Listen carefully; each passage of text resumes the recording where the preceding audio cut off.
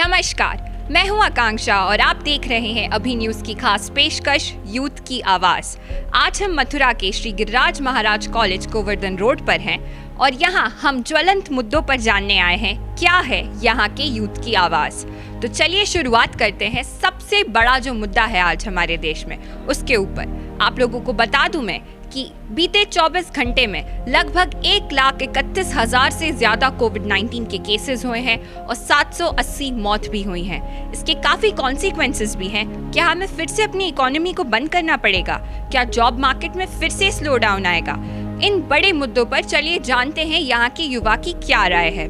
तो सबसे पहले मैं किसी से ये पूछना चाहूँगी कि अभी एग्ज़ाम्स होने वाले हैं, CBSE के एग्ज़ाम्स हैं। अभी काफ़ी ऑपोजिशन बढ़ने लगा है, कह रहा है कि क्यों एग्ज़ाम्स कोविड में हो रहे हैं। तो क्या आपका इस पे कोई मत है? क्या एग्ज़ाम्स होने चाहिए या शिक्षा को हमसे फिर से हमें ठप करना पड़ेगा कोविड-19 की वजह से?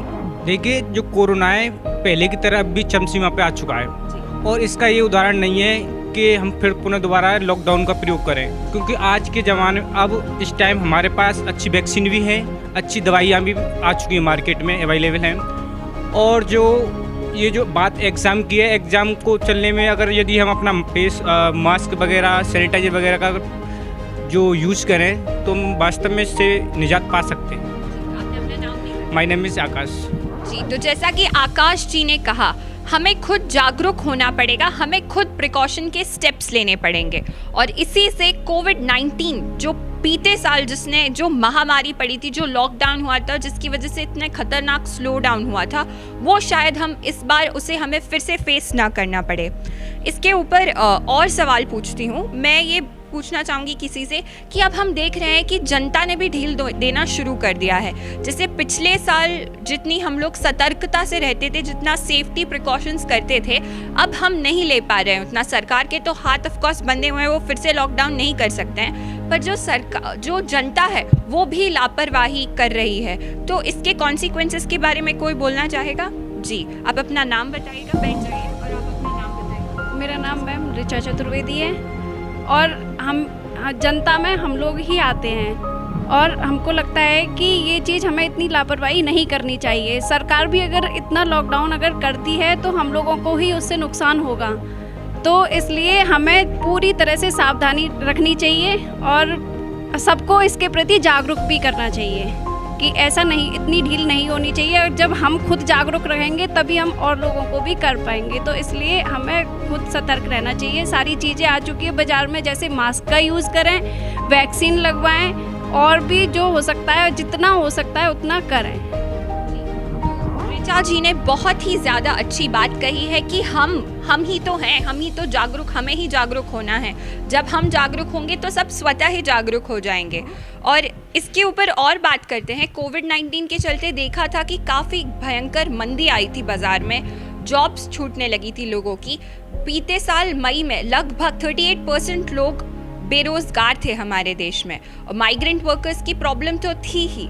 तो अब किसी से मैं ये जानना चाहूँगी कि क्या आप लोगों को ये लग रहा है कि आप लोग जॉब मार्केट में जाने वाले हैं, आप लोग कॉलेज में हैं, तो फिर आप लोगों को ऐसा लग रहा है कि क्या आप शायद किसी डिसएडवांटेज पर हैं कि आप इस मार्केट में, इस इकोनॉमी पे, जॉब मार्केट में जाने वाले हैं? कोई बोलना चाहेगा इस पर? जी, आप अपना नाम बताइए। मेरा नाम रोहित पारासर है और मैं बीएड फर्स्ट ईयर का यहाँ छात्र हूँ। सबसे पहले ये डेफिनेटली बात है कि जब मार्केट रिसेशन आया है और जॉब सिक्योरिटी बहुत ज़्यादा इनसिक्योर हो गए हैं हम, लेकिन आज इस कोविड के टाइम पर जब रिसेशन है इतना मार्केट में, बट हम क्योंकि हमारा एजुकेशन, क्योंकि फंडामेंटल एजुकेशन ही है हमारा, और हमारे इस कॉलेज के थ्रू भी हमें इतना कॉम्पिटेंट बनाया गया है कि हम कॉम्पिट कर सकते हैं। और रिसेशन में अभी सबसे अच्छी बात ये है कि अभी कोविड के टाइम पर वर्क फ्रॉम होम काफ़ी ज़्यादा पॉपुलर रही है और इसे एक ऑर्गेनाइजेशन की एंटिटी भी बन रही है। सो हम अपनी कैपेबिलिटी से और वर्क फ्रॉम होम के इस एंटिटी होने के जो अभी ट्रेंड में है, सो हम जॉब सिक्योर कर सकते हैं। और ये हमारी एबिलिटी है कि हमने किस क्लास का हमने एजुकेशन लिया है और हम फाइट कर सकते हैं और हम जॉब सिक्योर कर सकते हैं इस मार्केट में। तो रोहित जी का काफ़ी अच्छा कहना है कि इस वर्क फ्रॉम होम की जो फैसिलिटी है इसे हमें कैपिटलाइज करना पड़ेगा। हमारी एजुकेशन सिस्टम तो ऑफकोर्स बदला नहीं है, जो फंडामेंटल्स हैं वो सेम है। तो इसके ऊपर ही और चर्चा करते हैं। और मैं ये जानना चाहूँगी कि जो जॉब्स हैं, आप बात कर रहे थे जॉब्स होती हैं प्राइवेट सेक्टर में और सरकारी सेक्टर में भी जॉब्स होती हैं, तो इसके बारे में मैं बात करना चाहूँगी कि एक बहुत बड़ा मुद्दा कोविड से हटके एक बहुत बड़ा मुद्दा होता है रिजर्वेशन का, आरक्षण का। इस पर यूथ का क्या कहना है, मैं सीधा सीधा ये पूछूंगी। तो कौन स्टार्ट करेगा इस पर? जी बिल्कुल। ये आरक्षण जो है ना, ये नहीं होना चाहिए, क्योंकि आरक्षण में ये होता है जिन लोगों को कुछ नहीं आता वो भी चले जाते हैं, और क्योंकि उन लोगों के लिए तो होता ही है, अलग से सीटें होती हैं, लेकिन जिन लोगों को सब कुछ आता है वो इसके चक्कर में रह जाते हैं। जैसे बाकी सब लोगों के लिए आरक्षण हो ही चुका है, सिर्फ एक जनरल लोगों के लिए ही नहीं है, जबकि ये नहीं होना चाहिए। सबके लिए समान समान अधिकार होने चाहिए। जी का कहना है कि आरक्षण को हटा देना चाहिए, पूरी तरह से हटा देना चाहिए। अब इसके अगेंस्ट में या इसके फेवर में कोई बोलना चाहेगा? जी, तो आप अपना नाम और। मेरा नाम अंजलि कुमारी है।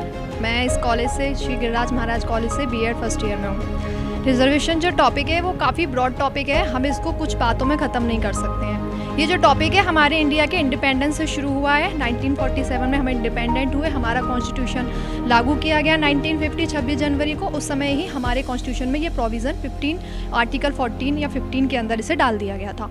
रिजर्वेशन का मतलब ये था कि जो लोग बैकवर्ड हैं उन्हें आगे लाया जाए, उनको हमारे लोगों हम आगे हैं उनके साथ मिलकर चलाया जा सके। तो रिजर्वेशन जो टॉपिक उस समय जो था, तो उस समय एससी और एसटी को मिलता था 17 और 7% अप्रॉक्स में कह रही हूँ, लेकिन ओबीसी को बाद में दिया गया ये मंडल कमीशन के द्वारा और 27% अप्रॉक्स। अब करंट सिचुएशन में ऐसा नहीं है कि जनरल को नहीं मिल रहा है। अभी कुछ समय पहले ही अनाउंसमेंट हुई थी कैबिनेट की मीटिंग में, 10% जनरल कैटेगरी को दिया जा रहा है। ये अलग बात है कि कुछ इकोनॉमिक क्राइटेरिया रखा गया है। इकोनॉमिक क्राइटेरिया रखा गया है वो सही है, क्योंकि हम जानते हैं जनरल कैटेगरी में सब लोग ये डिजर्व नहीं करते कि उन्हें रिजर्वेशन मिले। जो 10% दिया गया, मैं उसके कुछ क्राइटेरिया बताना भी चाहूँगी, जैसे कि जो ओवरऑल फैमिली की इनकम है वो 8 लाख से ऊपर नहीं होनी चाहिए। दूसरी बात, अगर तुम्हारे पास में लैंड है तो 2 हेक्टेयर से ज़्यादा लैंड नहीं होनी चाहिए। अगर तुम किसी भी सिटी में रह रहे हो तो तुम्हारे पास में 100 एकड़ से ज़्यादा या फिर 100 स्क्वायर मीटर से ज़्यादा में घर नहीं होना चाहिए। मैं सॉरी बोलूँ अगर मैंने कोई भी क्राइटेरिया गलत बोला हो, पर मैं जहाँ तक हूँ सही हूँ। और उसके आगे अब रिजर्वेशन के टॉपिक को मैं आगे बढ़ाऊंगी। रिजर्वेशन होना चाहिए या नहीं होना चाहिए, इस बात पर डिपेंड करता है कि पहले हमें कंट्री में एक अच्छा सर्वे करवाना चाहिए। उस सर्वे में हम ये देखें हमारे यहाँ पे लोग कितने पिछड़े हैं एजुकेशन में और कौन कितने आगे हैं, किसकी इकोनॉमिक कंडीशन कितनी है। ये बात है कि इकोनॉमिक क्राइटेरिया हो, लेकिन जब तक हमें परफेक्ट डाटा नहीं मिल जाता हम किसी भी चीज़ को पूरी तरह से नहीं हटा सकते। उसका बहुत ज़्यादा हमारी इकोनॉमी पे, हमारी सोसाइटी पे इम्पैक्ट पड़ेगा। इसीलिए रिजर्वेशन को मेरे अकॉर्डिंग पूरी तरह से नहीं हटाना चाहिए जब तक कि तुम पूरी तरह से श्योर नहीं हो कि तुम्हारी कंट्री के लोग इस लेवल पे आ चुके हैं कि अब उन्हें रिजर्वेशन की ज़रूरत नहीं है। क्योंकि आज भी बहुत से लोग हैं जो बैकवर्ड हैं और जिन्हें रिजर्वेशन की ज़रूरत है। जी, तो अंजलि जी का ये कहना है कि जो रिजर्वेशन है वो जो लोगों को जो बैकवर्ड है उन्हें मेन स्ट्रीम में लाने के लिए है, और इनका ये कहना है कि रिजर्वेशन को एज ऑफ नाउ तो हटाना नहीं चाहिए।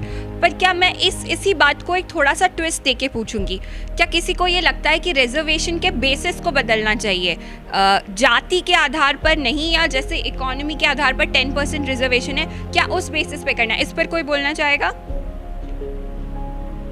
इस पर कोई अगर कहना चाहेगा कुछ? जी, ये आपने सही कहा है कि इसमें बिल्कुल जो बेसिस हैं वो चेंज होने चाहिए, क्योंकि आज आज़ादी के इतने सालों बाद एक विशेष तबका, अब चाहे वो जाति विशेष से हो, धर्म विशेष से हो, जो आरक्षण में ले रहा है, आज वो इतना समृद्ध भी है कि वो अपना और अपने काफ़ी समाज का भी उत्थान कर रहा है। लेकिन उसको सिर्फ इस बात से आरक्षण मिल जाए क्योंकि वो संपन्न होने के बावजूद भी, क्योंकि वो एक समुदाय विशेष से बिलोंग करता है, तो ये भी सही नहीं है। जो अभी गवर्नमेंट ने जब ये अभी अमेंडमेंट हुआ इकोनॉमिक वीकर सेक्शन के लिए, जिसके अंदर 10% रिजर्वेशन दिया गया, उसमें भी ये कहा गया था, और मेरा मानना भी ये है कि रिजर्वेशन का बेसिस ऑलवेज इकोनॉमिक ही होना चाहिए, क्योंकि हम ऐसी संस्कृति का देश हैं जहाँ विशेष समुदाय हैं और आज भी अपनी मुख्य धारा में नहीं आ पाए हैं। आप किसी भी रिमोट एरियाज में चले जाइए, वहाँ का आज भी जीवन वो आज तेंदुलकर कमेटी ने अभी जब आया तो उन्होंने बताया कि नेशनल इनकम 2 रुपये, 8 रुपये, 10 रुपये के अकॉर्डिंग हमारी कमेटियों की रिपोर्ट है। अभी भी वो तबका मेन स्ट्रीम में नहीं आ पाया है। सरकार के इतने कानून, इतने अच्छे कानून हैं, सर्व शिक्षा अभियान और ये सब, उसके बावजूद भी रिजर्वेशन अभी भी होना चाहिए। जैसे मैम ने कहा था, अंजलि मैम ने, कि एक परफेक्ट डेटा होना चाहिए। हाँ, जैसे अभी 2021 में सेंसस होने वाली थी जो कि पोस्टपोन होकर 2022 में होगी, तो उसमें इस डाटा के ऊपर वर्क करना चाहिए हमारी गवर्नमेंट को, जिससे एक परफेक्ट डाटा भी तैयार हो सेंसस के साथ साथ, और जो बेसिस है वो इकोनॉमिक ज़्यादा होना चाहिए, क्योंकि बहुत से तबके और समुदाय ऐसे हैं कि जो आज आर्थिक रूप से सामाजिक संपन्न हैं। तो बेसिस जरूर चेंज होना चाहिए मैम। इसका एक प्रोविजन लॉ में किया गया है, क्रीमी लेयर के लिए नहीं रहता है रिजर्वेशन, पर इसका लोग काफ़ी मिसयूज़ करते हैं। लोग जैसा कि मैम ने कहा कि डेटा एक्यूरेट नहीं होता, लोग रिपोर्ट नहीं करते हैं कि उनके पास इतना पैसा है और वो रिजर्वेशन डिज़र्व नहीं करते हैं। आगे बढ़ते हैं, जॉब्स की बात करी हमने कोरोना की बात करी, आगे बढ़ते हैं। मैं लोगों से ये पूछना चाहूँगी, हम जाति के आधार पर जैसे रिजर्वेशन कर रहे थे, इसी तरह अभी बंगाल में चुनाव हुआ है, तमिलनाडु में चुनाव हो रहा है, असम में चुनाव हो रहा है, और लोग देख रहे हैं कि लोग धर्म के आधार पर वोट मांग रहे हैं। तो अभी आप लोग भी वोट देने वाले होंगे, आप लोग 18+ हैं सब लोग, और अभी हमारे उत्तर प्रदेश में भी चुनाव होने वाला है। तो क्या आप लोग भी किसी को जो आपको धर्म के आधार पर आपसे वोट मांगेगा, क्या आप उसमें से किसी को वोट देंगे? कोई बोलेगा इस पर? यस मैम, आपने जो कहा सही बात है कि हमारे जो डेमोक्रेसी है उसमें जो मेन चीज़ है वो यही है कि तुम जिसको इलेक्ट कर रहे हो वो अच्छा होना चाहिए, वो इस कैपेबिलिटी के होना चाहिए कि हम उसे प्राइम मिनिस्टर बना पाएँ। तो जब भी हम वोट देंगे तो हमारे माइंड में एक अच्छा सा ये अच्छे से सेट होना चाहिए कि हम जिस पर्सन को वोट दे रहे हैं क्या वो हमारी कंट्री का PM बनने लायक है, जिस पर हम अपनी कंट्री को पूरा छोड़ रहे हैं। हम जानते हैं सबसे जो पावर ज़्यादा है, हम मानते हैं कि हमारे प्रेसिडेंट जो होते हैं वो फादर होते हैं, लेकिन हमारे जो प्राइम मिनिस्टर सबसे ज़्यादा पावर्स होती हैं। तो मैं ये बोलूँगी, अगर मैं अब ऐसे कैपेबल हूँ वोट देने के लिए, तो मैं वोट देने के लिए जाऊँगी तो मैं कैसे पर्सन को चूज़ करूँगी जिसमें कुछ ना कुछ इकोनॉमिक क्राइटेरिया उसका हो, क्योंकि आजकल हम जानते हैं हमारा इंडिया डिजिटल इंडिया में कन्वर्ट हो रहा है, तो हमारा PM भी डिजिटली नॉलेज थोड़ी बहुत या फिर थोड़ा बहुत इकोनॉमिक क्राइटेरिया रखता हो। दूसरी बात, एथिकली भी मैं उसको जज करने की कोशिश करूँगी अपने अकॉर्डिंग, उसके बैकग्राउंड के अकॉर्डिंग, और पॉलिटिकली भी उसके बैकग्राउंड देखूँगी, उसका एक्सपीरियंस देखूँगी, उसके बाद मैं उसको वोट देने की कोशिश करूँगी। अगर मैं कास्ट के हिसाब से बात करूँ तो कास्ट के हिसाब से वोटिंग देना बिल्कुल गलत है, क्योंकि हमारा कंट्री एक सेकुलर कंट्री है जहाँ पे किसी एक धर्म को विशेष न मान के सभी धर्मों को बराबर का दर्जा दिया जाता है। इसलिए अगर हम किसी एक धर्म को विशेष मान के और उसको वोट देंगे तो ये ब्रिटिश इंडिया वाली पॉलिसी हो जाएगी, सेपरेट इलेक्टोरेट जैसी पॉलिसी हो जाएगी, जो हमें नहीं बनने देनी है। इसीलिए I request to all youth and all person who are eligible to vote कि वो लोग कास्ट के बेस पे वोट ना दें, अपना खुद का एक इकोनॉमिक या कोई भी क्राइटेरिया फिक्स करें, उसके बेस पे वोट दें। बहुत ही गहरी बात और बहुत ही अच्छी बात कही है अंजलि जी ने। इन्होंने आप सबसे अर्ज किया है कि आप किसी को भी वोट उसकी जाति के आधार पर या उसके धर्म के आधार पर ना दें। उससे डेवलपमेंट तो होगा नहीं हमारे देश का, पर हमारा देश और पिछड़ता जाएगा और पीछे की जो हमारी जो चीज़ें हम भूल चुके हैं उसकी ओर बढ़ता जाएगा। आगे बढ़ते हैं, हम लोग बात कर रहे थे जॉब मार्केट्स में मंदी आई थी और काफ़ी ये सब चला था, तो ये देखा गया था कि लोगों में काफ़ी मायूसी छाई थी। 2020 में हमारा देश एक सर्वे होता है पूरी दुनिया में, वर्ल्ड्स हैप्पीएस्ट कंट्रीज़ के बारे में पता चलता है जहाँ लोग सबसे ज़्यादा खुशहाल हैं, पर हमारा देश इसमें बहुत पिछड़ा हुआ था। तो क्या आपको लगता है हमारी सरकार को या जो लोग पावर में है उन्हें भी कुछ ऐसे लोगों की मेंटल स्थिति के लिए और डिप्रेशन एंग्जाइटी से बचाने के लिए कोई ऐसी स्कीम लानी चाहिए जिससे लोगों की मेंटल स्थिति भी स्वस्थ रहे और इससे हमारा देश भी ओवरऑल स्वस्थ रहेगा? कोई इस पे कुछ अपनी टिप्पणी देना चाहेगा?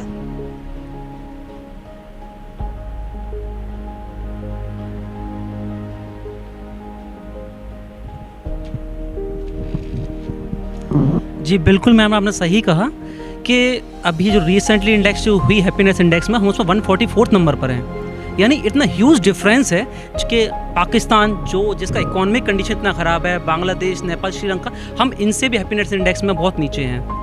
और इसका मेन रीज़न उनके पैरामीटर्स भी अलग हैं और हम हर पैरामीटर्स में मात खाते हैं ड्यू टू एक प्योर मतलब एजुकेशन पॉलिसीज़ के अंदर बहुत बड़ा इफेक्ट है इसके अंदर कि हम इतने एजुकेटेड नहीं हैं। हम लिटरेट हैं बट एजुकेटेड प्रॉपरली हम नहीं हैं। ठीक है, हमारे जीने की आवश्यकताएं, जैसे कि मैम ने अभी बताया कि अभी वर्क फ्रॉम होम इसमें चल रहा है। डेफिनेटली ये कोविड के पैरामीटर के हिसाब से बहुत सही एंटिटी था, बट इसमें जब हम फैमिली के इन्वॉल्वमेंट, जब ऑफिस भी ऑफिस में है और घर भी ऑफिस में ही है, तो डेफिनेटली उसका मेंटल अनरेस्ट बढ़ जाएगा जो वर्क करते, तो इसके लिए गवर्नमेंट को एक वास्तविक योजना लेके आनी चाहिए, और जिसमें कि उसको उसके पर्सनल जो सेल्फ डेवलपमेंट के लिए या सेल्फ इनर हैप्पीनेस के लिए, इनर इंजीनियरिंग के ऊपर वर्क करना चाहिए, और जिसमें कि देश, समाज, व्यक्ति विशेष जो भी हैं उसमें जाके अपना एंग्जाइटी, डिप्रेशन इनसे दूर हो सके और इनके बारे में अवेयर हो सके, क्योंकि अवेयरनेस ही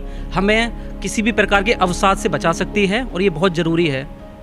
जी, बहुत अच्छी बात कही है। इन्होंने कहा है कि सरकार को कुछ ऐसे स्टेप्स लेने चाहिए जिससे लोग इन सब में जो डूबते जा रहे हैं उन्हें बाहर निकाला जा सके। ये एक बहुत बड़ी बात है। आप लोगों को मैं ये बता दूं, लोग इसे पागलपन कहकर इसे टाल देते हैं, डिप्रेशन, एंग्जाइटी कुछ नहीं होता है, पर ये हमारी एक ओवरऑल वेलबींग के लिए एक बहुत बड़ी बात है। युवाओं में देखा जाता है, आप लोग जानते ही होंगे कि कोटा में बच्चे पढ़ने जाते हैं, वहाँ पे सुसाइड रेट्स कितने ज़्यादा हैं।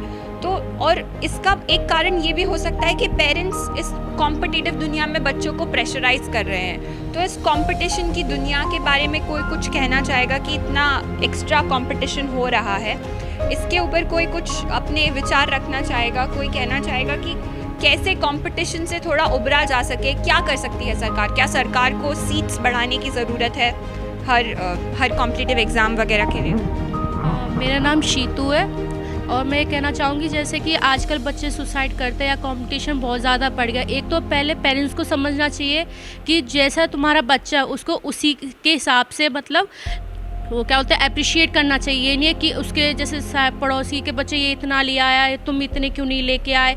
तो उस चीज़ को पहले तो उसको समझना कि तुम्हारे बच्चे की खूबियाँ क्या है, उसको उसके ऊपर फोकस करना चाहिए, ये ना कि अपने बच्चे को कंपेयर करना चाहिए। और रही गवर्नमेंट की बात, तो जैसे परसेंटेज होता है, क्या बोलते हैं, दिल्ली में जैसे किसी को एडमिशन लेना हो तो 98, 99 कट ऑफ जाता है। तो जो बच्चा मतलब काबिल तो होता है, पर उसका स्कोरिंग की वजह से वो उसमें एडमिशन नहीं ले पाता, जिसकी वजह से वो ये सोचता है कि अगर मेरे इतने अच्छे नंबर नहीं आए तो मेरे पेरेंट्स क्या कहेंगे, सोसाइटी क्या कहेगी। एक होता है ये रिलेटिव्स जो होते हैं, ये आते हैं सबसे आगे कि आपके बच्चे ने नहीं किया, उसके बच्चे को देखो। तो पहले तो अपने पेरेंट्स, सोसाइटी, अपने घर में ऐसा माहौल करना चाहिए कि बच्चे को वहीं मतलब अपने घर में वो नहीं लगना चाहिए कि भाई क्या बोलते हैं, प्रेशर आ जाए कि घर पे प्रेशर है, तो वो सोसाइटी को कैसे फेस करेगा। गहरी बात कही है शीतू जी ने कि ये बात घर से शुरुआत होगी। इस पहल की घर वालों को अपने बच्चे को हर हालात में सपोर्ट करना चाहिए। मार्क्स वगैरह से कोई बात नहीं बनती, और एक एग्ज़ाम आपकी पूरी ज़िंदगी को नहीं बना सकता है। आगे बढ़ते हैं। हमने इसके बारे में बहुत अच्छी बात कही है, और हम एजुकेशन के बारे में बात कर रहे थे। अभी तक हमने जो बात की उससे एक बात उठ कर आ रही थी कि लोगों में अवेयरनेस कम है, लोग जागरूक कम है। कोई भी मुद्दा हो, हर मुद्दे के लिए लोग जागरूक कम है। तो इसमें क्या कमी है हमारे समाज में? किसके बेसिस पर हमारा जो समाज है वो खड़ा होकर आगे बढ़ेगा? कोई इसके बारे में कुछ कहना चाहेगा? आपने कहा था। मेरा नाम राधा सूर्यवंशी है, मैं बीएड फर्स्ट ईयर की छात्रा हूँ। अगर जैसा कि आपने देखा है कि समाज में जितने शिक्षित लोग होंगे तो वहाँ पर अवेयरनेस ज़्यादा होगी, क्योंकि किसी भी नेशन की बैकवर्ड होती है उसकी शिक्षा। अगर सभी लोग शिक्षित होंगे तो आर्थिक स्थिति अच्छी होगी, और हम अपना नेता भी अच्छे से चुन पाएंगे क्योंकि लोग शिक्षित होंगे उस समय। यस जैसा का जो आज हमारा समाज है वो कई भागों में विभाजित हो चुका है। जैसे जाति प्रथा, जो हमारे देश में जो जाति प्रथा है वो इसका मेन का मुद्दा बन चुकी है कि लोगों को एक दूसरे में मतलब फूट डालो और राज करो का शासन चल रहा है। इस प्रकार अगर इस चीज़ों को हम आपस में इसे रोकना चाहें और अच्छा नेता चुनना चाहें तो पहले हमको स्वयं को जागरूक होना होगा कि इन प्रकार को रोको। जैसे कि अभी भी शासन चल रहा है कि हम रास्ते से मंदिरों को हटा दो, मज़ार को हटा दो, और जैसे कि पुलिस एक क्राइम वगैरह कर रही है कि केवल मुस्लिमों का ही कुछ जो नेता है वो अपना शेयर करते हैं, व्यूज देते हैं कि जो क्राइम किया जा रहा है कि ज़्यादातर उसमें मुस्लिम लोग ही हैं, मगर ऐसा कुछ नहीं है। जिसके लिए ये जो एक मेन पॉइंट है, ये जाति प्रथा में बांटने का है, और जो वोटिंग है उसे जीतने का है कैसे भी। आकाश जी का और राधा जी का बहुत अच्छा कहना है कि जब तक हम शिक्षित नहीं होंगे तब तक हम जागरूक नहीं हो पाएंगे, और तब तक नेता हमें गुमराह करके हमारे वोट लेते रहेंगे अपने राजनीतिक फ़ायदे के लिए। अब आगे बढ़ते हैं, और हम बात कर रहे थे कि कैसे शिक्षा प्रणाली में एक रेवोल्यूशन की ज़रूरत है। और आप लोग जानते ही होंगे कि हमारे भारत देश में पिछले साल एक नई एजुकेशन पॉलिसी लॉन्च हुई थी। नई एजुकेशन पॉलिसी में काफ़ी चेंजेस हैं, वो बीती पॉलिसी से काफ़ी डिफरेंट है। तो आप लोग बीएड के स्टूडेंट्स हैं आप में से कुछ, तो इसके बारे में कोई नई एजुकेशन पॉलिसी के फ़ायदे और नुकसान के बारे में कोई कुछ कहना चाहेगा? जी जी जी। ये हमारी जो नई शिक्षा नीति है, इससे हमें बहुत सारे फ़ायदे हैं। पहले तो हमें क्या करना पड़ता था, किसी भी चीज़ को पाने के लिए हमें रटना पड़ता था, लेकिन हमारी जो नई शिक्षा नीति जो आई है उसमें हमें रटने की ज़रूरत नहीं है, सिर्फ हमें सिखाने की ज़रूरत है कि किसी प्रकार से बच्चा सीखे और आगे अपना विकास करे। ऋचा जी का कहना है कि नई एजुकेशन पॉलिसी का ये फ़ायदा है कि जो रट्टू तोता बनते थे लोग, वो अब कम हो जाएगा। और जैसे कि जो हमारी नई शिक्षा नीति आई है 10+2+3 के बेस्ड पर आधारित है। जो इसका मेन जो मुद्दा है, जैसे कि हम पिछले उसमें कई कारणोंवश जो विद्यार्थी जैसे बीए कर रहे हैं, बीएससी कर रहे हैं, फर्स्ट ईयर और सेकंड ईयर के बाद ही अपना सिलेबस कंप्लीट नहीं कर पाते थे, पूरी शिक्षा को कंप्लीट नहीं कर पाते थे, जिसके कारण उसकी जो पूरी शिक्षा थी वहीं पर ख़त्म हो जाती। मगर इस शिक्षा नीति में ये सबसे अच्छा फ़ायदा किया है कि इस शिक्षा नीति में अगर आपने फर्स्ट ईयर या सेकंड ईयर किए तो आपका उसको रिजल्ट भी आपको मिलेगा और वो भी आपके लिए काफ़ी लाभदायक होगी। जैसे कि पिछली बार जो पिछली शिक्षा नीति हमारी वो बेस्ड थी, अगर आप पीसीएम ले रहे हो यानी कि साइंस से हो तो आपको तीनों सब्जेक्ट को चुनना होगा, पीसीएम, फिजिक्स, केमिस्ट्री और मैथ। मगर इस शिक्षा नीति के अनुसार आप जिस चीज़ से जिस सब्जेक्ट में इंटरेस्टेड हैं, जिस चीज़ में आप अच्छा जानते हैं, ज्ञान है और रुचि रखते हैं, तो आप उन्हीं भी सब्जेक्ट को चुन सकते हैं और बाकी को छोड़ सकते हैं।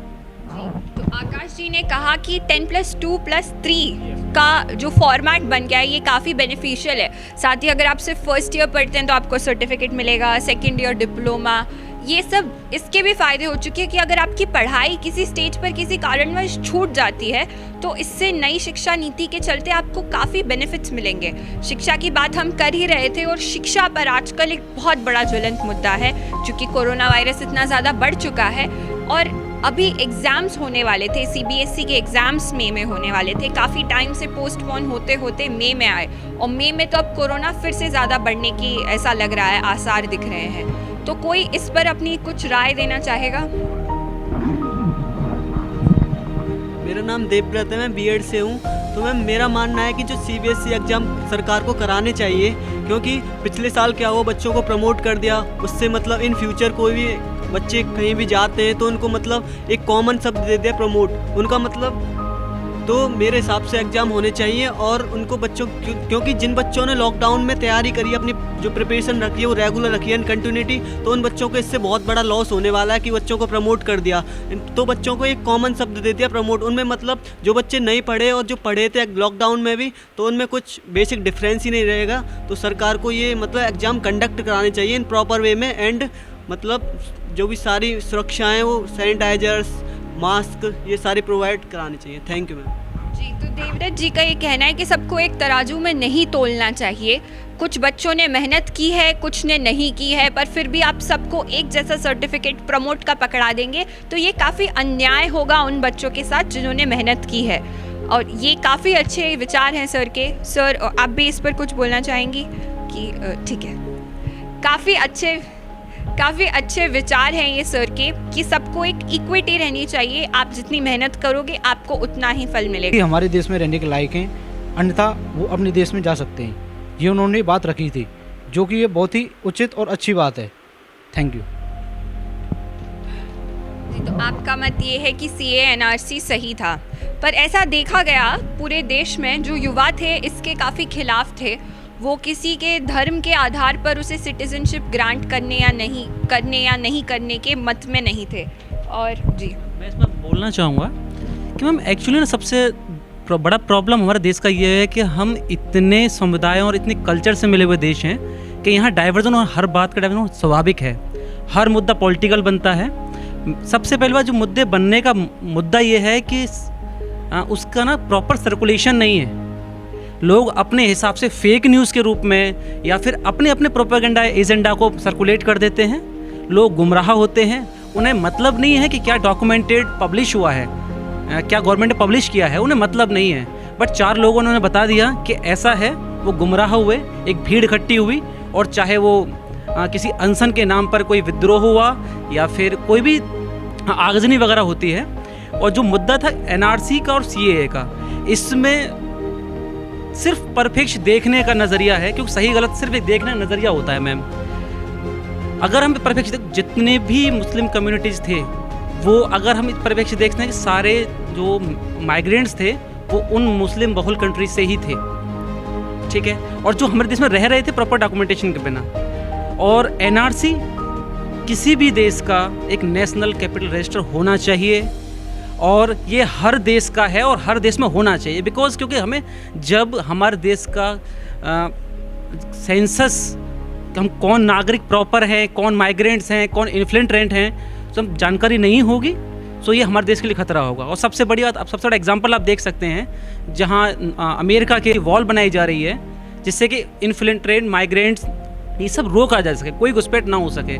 सो एनआरसी होना बहुत ज़रूरी है। और सीएए को विदाउट प्रॉपर सर्कुलेशन के गवर्नमेंट को चाहिए भी कि कोई भी अगर कोई ऐसा नियम कानून आता है तो उसकी प्रॉपर जो रजिस्टर आफ्टर प्रेसिडेंट के साइन होने के बाद उसका प्रॉपर विश्लेषण किया जाए और विभिन्न माध्यमों से उसको सर्कुलेट पूरी जनता के सामने किया जाए कि यही लिखित है, यही होगा और यही होगा। Thank you ma'am. जी, आपने अमेरिका की बात की कि वहाँ मेक्सिको के बॉर्डर पर एक दीवार बन रही है। आपको मैं बता दूं कि अब वो दीवार का बनना बंद हो चुका है।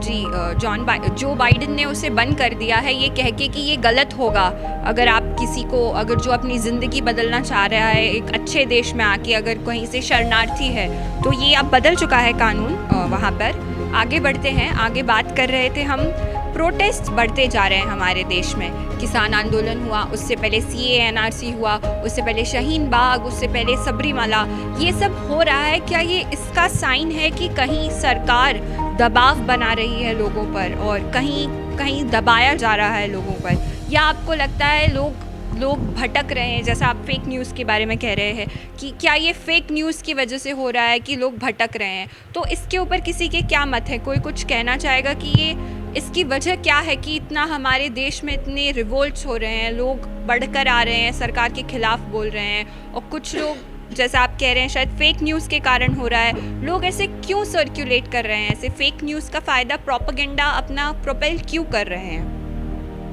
जी, मेरा नाम संगीता है और मैं ये जो किसान आंदोलन हुआ था इसमें मतलब जितने कुछ ऐसे थे जिनको किसान आंदोलन के बारे में मतलब थोड़ी बहुत भी नॉलेज नहीं थी, लेकिन वो फिर भी सिर्फ़ और सिर्फ वहाँ भीड़ बढ़ाने के लिए गए कि, और वहाँ पे जो जितनी भी पुलिस, हमारी पुलिस प्रोटेक्शन थी उनको भी हार्म किया। लेकिन उनमें मोस्टली जो थे कुछ अपनी मतलब उनको बचाने के लिए कोई आगे बढ़ा ही नहीं, लेकिन उनको और हार्म कर देगा जो हमारी प्रोटेक्शन में थे। लेकिन अगर चाहते तो वो भी कुछ कर सकते थे, लेकिन उनके पास जो है इतनी पावर नहीं थी। लेकिन फिर भी उसमें इतने मोस्टली जब लोग गए तो उनमें जो वहाँ पे उन्होंने वो उनके अगेंस्ट में किया, तो फिर उनको कुछ पता नहीं था, लेकिन वो फिर भी वहाँ पे अपनी जो है उनको सपोर्ट के लिए गए उन फार्मर्स की तरफ। आप कह रही हैं मिस इन्फॉर्मेशन के कारण हो सकता है जो फेक न्यूज़ फैल रही है, मिस इन्फॉर्मेशन के कारण शायद लोग बढ़ चढ़कर ऐसी बातों में बिना पूरी बात जाने, बिना जो 3 कानून आए हैं और क्यों उसका किसान विरोध कर रहे हैं, शायद इस वजह से लोग कर रहे हैं। प्रोटेस्ट की बात चली रही थी तो जी जैसे कि इसमें इसका मेन मुद्दा है ये हुआ कि लोग कह रहे हैं कि इससे क्या होगा, अनाज मंडी हैं वो सारी ख़त्म हो जाएंगी और जो कि लोग हैं, व्यापारी लोग हैं, उन पर सीधा किसान संपर्क करेंगे और जो बीच में जैसे जो मंडी काम कर रही हैं वो क्लियर हो जाएगा, उसमें के बीच में कुछ नहीं आएगा। मगर मैं इस बात में कहना चाहूँगा कि लोग अभी भी जागरूक नहीं हैं। जैसे कि हमारे गांव की अगर बातें देखी जाए तो जैसे नापतोल हुई, गेहूँ की, अनाज की हुई, किसी की चीज़ की हुई, तो उसमें क्या होता है, उसमें भी गड़बड़ हो जाती है, जिसके कारण वो जो गाँव के लोग हैं पूर्ण रूप से जागरूक न होने के कारण वो उसको थोड़े से डीपली में नहीं ले पाते हैं। एक वहाँ पर ये मुद्दा हो जाता है कि ये थोड़ा सा अभी इसको कुछ दिन के लिए टाल देना चाहिए। मगर ये बात भी सत्य है कि जिस प्रकार जो सरकार है हमारी, उसने जो सरकारी मंडियों में जो विकास किया है वो भी उसका काफ़ी सम्माननीय है। जो पहले जो कीचड़े थी वो काफ़ी आज समाप्त हो चुकी है और जो विकास है उनमें मंडियों में पूर्ण रूप से किया है। सो मैं इसी में ये कहना चाहूँगा कि अभी कुछ दिन के लिए जो ये किसान बिल है इसे कुछ दिन के लिए अभी टाल देना चाहिए। जी, तो आप ये कह रहे हैं कि एक मिस इन्फॉर्मेशन फैल गई है कि सारी एपीएमसी की मंडियां बंद हो जाएंगी, पर ऐसा है नहीं। आप मंडी में चाहें तो आप मंडी में भी बेच सकते हैं, पर आप किसी थर्ड पार्टी को भी बेच सकते हैं। ये है हमारे नए किसान आंदोलन की जो वजह हो रही है, उसके जो फार्म लॉज हैं वो ये कहना चाह रहे हैं। अब आगे बढ़ते हैं। हम बात कर ही रहे थे प्रोटेस्ट की और क्या हमारे देश में हैप्पीनेस इंडेक्स में काफ़ी पीछे है हमारा देश। आप लोगों को एक और बात बता दूं, हमारे देश को एक नया ताज मिला है। Rape capital of the world माना जाता है हमारा देश। हर 15 मिनट में एक लड़की का रेप होता है हमारे देश में। तो क्यों ऐसा हो रहा है? कहाँ कमी है हमारे सिस्टम में कि हर 15 मिनट में किसी एक लड़की की ज़िंदगी के साथ खिलवाड़ हो रहा है? जी, मेरा नाम अंकिता कुमारी है। मैं बीएड फर्स्ट ईयर की छात्रा हूँ। मैं ये कहना चाहूँगी कि ये सब एजुकेशन की कमी की वजह से हो रहा है। वो लोग इतने अवेयर नहीं हैं कि उन्हें ऐसा नहीं करना चाहिए। और वो लड़के और लड़कियों में भेद की भावना कुछ इस प्रकार की होती है। इस वजह से ये सारे कानून ये जो सारे काम किए जा रहे हैं। लड़कियाँ अभी सुरक्षित नहीं हैं। नमस्कार, मेरा नाम प्रिया है। मैं बीएड की छात्रा हूँ। मैं सरकार से निवेदन ही करना चाहूँगी कि लड़कियों की सुरक्षा के लिए एक तो कानून बना दीजिए प्लीज़। मैं निवेदन करना चाहूँगी। जी, तो अंकिता जी का और प्रिया जी का ये कहना है। जी, एक मैं शीतू में ये बोलना चाहूँगी कि जो ये रेप जो हो रहा है, एक तो ये क्या बोलते हैं मेंटेलिटी जो होती है वो उसकी वजह से हो रही है। उनकी सोच और उनकी वो क्या बोलते हैं देखने का नज़रिया जो भी ये ये नहीं देखते कि वो बच्ची कितनी उम्र की है। आजकल परसों ही देखा था मैंने 2 साल की लड़की। अब घर वाले बोलते कि या सोसाइटी बोलती है कि लड़की ऐसे कपड़े पहन के जा रही थी तो उसके साथ हो गया। मेरे को ये जाना कि 2 साल की लड़की क्या जानती है। अब ये तो सोच उस इंसान की है जो कर रहा है। और सरकार को ऐसे कानून बनाने चाहिए, उनको ऐसी सज़ा देनी चाहिए कि उनके अंदर खौफ हो जाए कि अगर हम ये काम करेंगे तो हमको इसकी कितनी बड़ी सज़ा वो देनी पड़ेगी।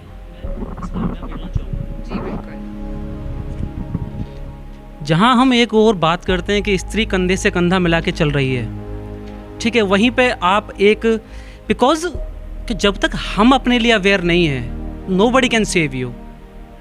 ठीक है, हम वुमेन एम्पावरमेंट के ऊपर बात कर रहे हैं, वहाँ एक और हम एक्सपेक्ट कर रहे हैं कि गवर्नमेंट आके हमारे लिए कुछ करे।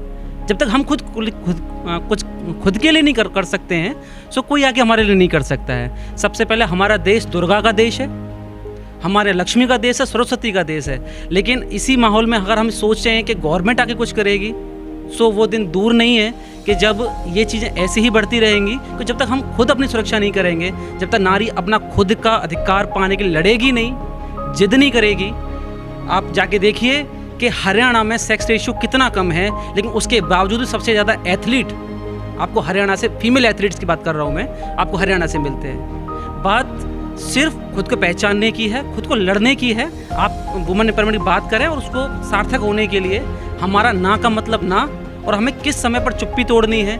चाहे वो मार्शल आर्ट्स आप सीखिए, स्पोर्ट्स मार्शल आर्ट में भी सीख सकते हैं। सो नारी का भी उतना ही महत्व है इसमें कि वो अपना बचाव करने के लिए पहले सबसे पहला कदम वो खुद उठाए। ठीक है, तो आप ये कहना चाह रहे हैं कि औरतों की भी उतनी ही गलती है? नहीं, मैं गलती को सपोर्ट नहीं कर रहा हूँ। ठीक है, अत्याचार करना गलत है, लेकिन अत्याचार सहना भी गलत है। जैसे कि मूवी पिंक में भी सपोर्ट किया था कि ना का मतलब ना, बिकॉज हो सकता है कि मेरा अभी परिप्रेक्ष्य शायद मैं आपको साबित नहीं करके पा रहा हूँ, लेकिन ये टेंडेंसी हो जाना कि स्त्री कमज़ोर है, ये मान लेना कि हमारे लिए गवर्नमेंट कुछ करे, गवर्नमेंट को डेफिनेटली करना चाहिए और गवर्नमेंट पे काम कर रही है। लेकिन आप एक सर्वे में देखेंगे, 2016 का सर्वे है जिसके अंदर 52 रेप केसेस, मैं जस्ट उसका एक डिफरेंट एस्पेक्ट दिखा रहा हूँ, 52% रेप केसेस फेक थे। अगर गवर्नमेंट कोई सख्त कानून बनाती है तो उन युवाओं पर भी, ऐसा अभी कुछ दिन पहले भी एक 20 साल बंदा बेगुनाह जेल काट के आया। मैं सपोर्ट नहीं कर रहा हूँ कि लड़कियों की गलती है, मैं उनसे आग्रह कर रहा हूँ, उनसे अर्ज कर रहा हूँ कि वो आएँ और अपने लिए भी स्टैंड लें, किसी और के भरोसे ना रहें। अब कृष्ण उठो द्रौपदी, लाज बचाओ, अब कृष्ण दोबारा ना आएंगे। जी, तो यानी 2 साल की बच्ची को भी अब मार्शल आर्ट सीखना पड़ेगा। पाराशर जी का तो ये कहना है कि 2 साल की बच्ची हो तुम, 1 साल की बच्ची हो तुम, छोटी बच्ची हो, तुम्हें भी मार्शल आर्ट सीखना पड़ेगा, ये आपका कहना है। जी बिल्कुल। रेप केसेस बढ़ने में बहुत सारे रीज़न हैं, पर मैं एक रीज़न पे ज़रूर प्रकाश डालने की कोशिश करूंगी, वो है लॉ इम्प्लीमेंटेशन। हमारी कंट्री में ऐसा नहीं है कि कोई कानून नहीं है महिलाओं की सुरक्षा के लिए, बहुत कानून है। पॉस्को एक्ट भी है, IPC 1860 के अंदर भी बहुत सारे प्रोविजंस हैं, लेकिन प्रोविजंस होना ये एक पूरी तरह से बात नहीं है। प्रोविजंस का इम्प्लीमेंटेशन हो एक बहुत बड़ी बात है। अभी ये भी हमारे योगी जी ने भी कहा था कि अगर किसी नाबालिग लड़की के साथ रेप होगा तो उसको फांसी की सज़ा दी जाएगी, और दी भी गई है। लेकिन सबसे बड़ी बात क्या है, रेप जहाँ हो जाते हैं वहाँ पे एडमिनिस्ट्रेशन जो है वहाँ पे काफ़ी देर से पहुँच पाता है, तो वहाँ की जो कार्यवाही बहुत देर लंबे समय तक चलती है। अभी ये प्रोग्राम भी चलाया जा रहा है कि विद इन कुछ समय के अंदर ही पूरे केस को निपटाया जाएगा। तो मैं ज़्यादा ही सतर्क रहे, हर जगह पे टाइम से पहुँचे, या ना कि जब पहुँचे जब पूरी केस या पूरी दुर्घटनाएं समाप्त हो चुकी हों। मैं यही अर्ज करूँगी कि एडमिनिस्ट्रेशन को काफ़ी ज़्यादा स्ट्रॉन्ग होने की और स्ट्रिक्ट होने की ऐसी चीज़ों में ज़रूरत है। दूसरी बात, हम नज़र रखने के लिए काफ़ी काम कर रहे हैं, टेक्नोलॉजी का यूज़ करें, प्रॉपर जो सिटीज़ है वहाँ पर कैमरे की व्यवस्था कर पाएँ, जिससे कि हम हर चीज़ को ट्रैक कर पाएँ और जल्दी से जल्दी हम नॉलेज ले पाएँ, ना कि हम किसी के कहने पर ये बात पे विश्वास कर लें कि यहाँ पे ये बंदा आया था। हमारी एकदम प्रॉपर मैकेनिज्म होना चाहिए, लाइट की प्रॉपर व्यवस्था होनी चाहिए, हर रोड पे कहीं पे भी अंधेरा ना हो, चाहे लाइट के रात का समय, क्योंकि जरूरी नहीं है लड़की को दिन में ही कहीं बाहर जाने काम पड़े, रात को भी पड़ सकता है। तो उस समय भी हर चौकियों पर ऐसा नहीं है कि पुलिस स्टेशन केवल दिन में है, रात में आराम से खर्राटे मार रही है। हर पुलिस स्टेशन का प्रॉपर ड्यूटी मैकेनिज्म हो, ऊपर जो सीनियर हैं वो आराम से टाइम टू टाइम ये भी चेक करें कि जो ड्यूटी दे रहे हैं नीचे जूनियर वो सही दे रहे हैं या नहीं दे रहे हैं। एक बार वो बिना बताए मैकेनिज्म करें, जैसे अरविंद केजरीवाल जी करते हैं, टाइम टू टाइम बिना बताई किसी स्कूल में चले जाते हैं, तो आज वहाँ के स्कूल का एडमिनिस्ट्रेशन देखो कितना अच्छा हो गया है। तो ये काम हर CM को करना चाहिए। हाँ वो बड़े हैं, लेकिन उनको ये अपनी जो जिम्मेदारी है वो ध्यान रखनी चाहिए। ऐसी चीज़ों को हमेशा फॉलो करते रहना चाहिए, तभी हम रेप के केस को कम कर पाएंगे। और ये बात सही कही थी सर ने कि हमें सबको काम करना पड़ेगा, छोटी बच्ची नहीं कर सकती, लेकिन जो बड़े हैं उन सबको अपने लिए कुछ ना कुछ काम जरूर करना चाहिए। तो अंजलि जी का बहुत अच्छा कहना है कि जो इम्प्लीमेंटेशन ऑफ लॉ है वो सही से नहीं हो पा रहा है। आप लोगों को मैं बता दूं कि बीते साल हमारे मथुरा के पास ही एक जगह है हाथरस, अभी तक उस लड़की को जस्टिस नहीं मिली है। अभी तक आज की तारीख तक, आज 2021 चल रही है, अप्रैल का महीना चल रहा है, अभी तक उसके जो भी जितने भी उसके क्रिमिनल्स हैं उस केस में उन्हें जस्टिस नहीं मिली है। ऐसे बहुत मामले हमारे उत्तर प्रदेश में देखने को आते हैं जहाँ सरकार की तरफ से या प्रशासन की तरफ से ढील की वजह से जस्टिस नहीं मिल पाती है और कहाँ ज़िंदगी बर्बाद हो जाती है। आप दिल्ली की बात कर रही थी तो मैं आपको दिल्ली के कुछ फैक्ट्स बता दूं।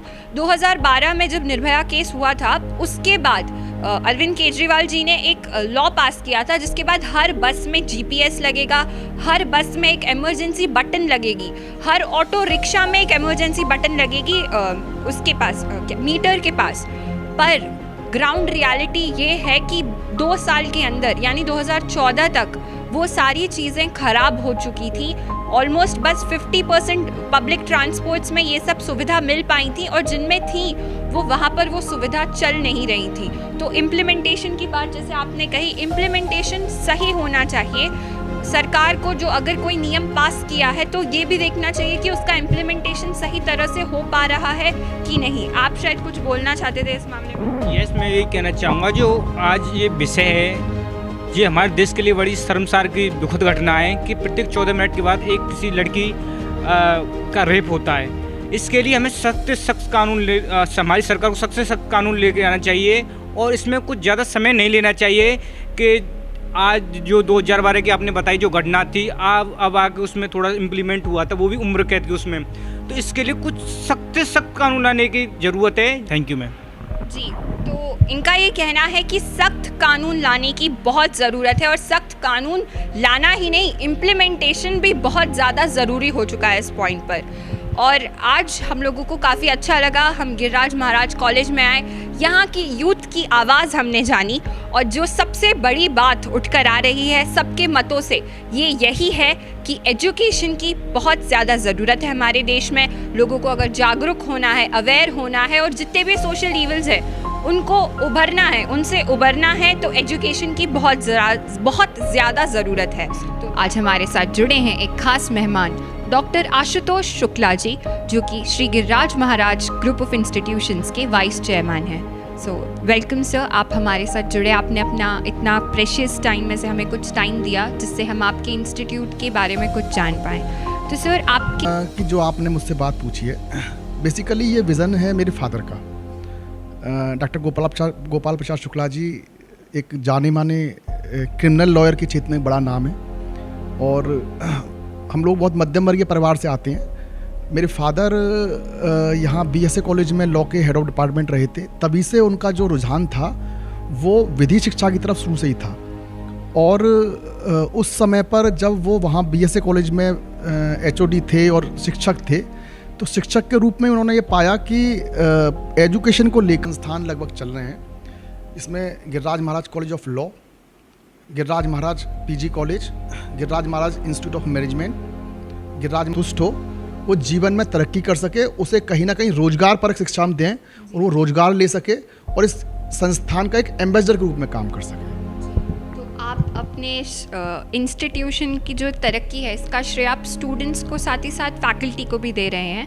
आप रोज़गार की बात कर ही रहे थे, तो मैं रोज़गार के बारे में पूछना चाहूँगी कि क्या आपके इंस्टीट्यूट में कोई प्लेसमेंट सेल है या कोई बाहर से कंपनीज वगैरह आती हैं जो स्टूडेंट्स को यहाँ से लेकर जाती हैं, कैंपस प्लेसमेंट होता है? जी मैडम, यहाँ नहीं है आपकी इंस्टीट्यूशन की, तो आपका कोई ऐसा मेमोरेबल मोमेंट रहा इस पूरे टाइम में, जितने टाइम में आप इस इंस्टीट्यूट को मैनेज कर रहे हैं, जिससे आपको ये लगा कि हाँ आज जो मैं ये काम कर रहा हूँ इसका मुझे सही दिशा में जा रहा है या सही लोगों तक पहुँच पा रही है जो हम लोग काम करना चाह रहे हैं? वो